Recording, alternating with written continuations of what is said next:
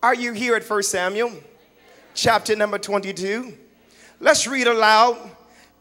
David therefore departed from there and escaped to a cave of Adullam.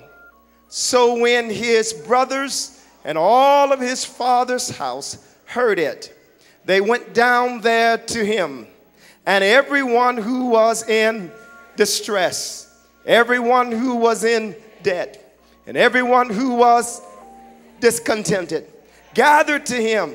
So he became captain over them. And there were about 400 men with him.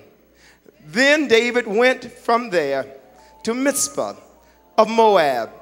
And he said to the king of Moab, please let my father and mother come here with you till I know what God will do for me.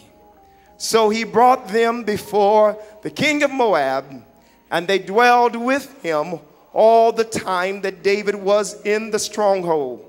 Now the prophet Gad said to David, do not stay in the stronghold. Depart and go to the land of Judah. So David departed and went into the forest of Hereth. Again, verse number 2 of chapter 22 of 1 Samuel. And everyone who was in distress, everyone who was in debt, everyone who was discontented gathered to him. So he became captain over them. And there were about 400 men with him. 2 Samuel chapter number 23, verse number 8. These are the names of the mighty men whom David had.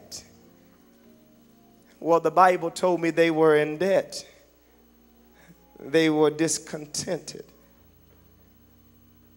They were distressed. But by the time you read here in 2 Samuel chapter 23, the Bible says they're mighty men. Look at you, neighbor on the right or the left, and say, neighbor, don't let this temporary situation fool you. There's more might in me than you have ever seen. Touch somebody else, say, do not let this temporary situation fool you. There's more might in me than you have ever seen. Make it real plain. Say, don't let my bank account fool you. There's more money in me than you have ever seen. No. Look at another neighbor. Say, neighbor, don't let what I'm driving right now fool you. There's more might in me than you've ever seen. You want to get a little deeper? Don't let these clothes that I have on right now, don't let them people that I run with right now, don't let nothing that you see around me fool you. Don't let a few chairs fool you. Don't let your budget fool you. There's more might in me than you've ever seen. Slap somebody, say, because I have unlimited capacity.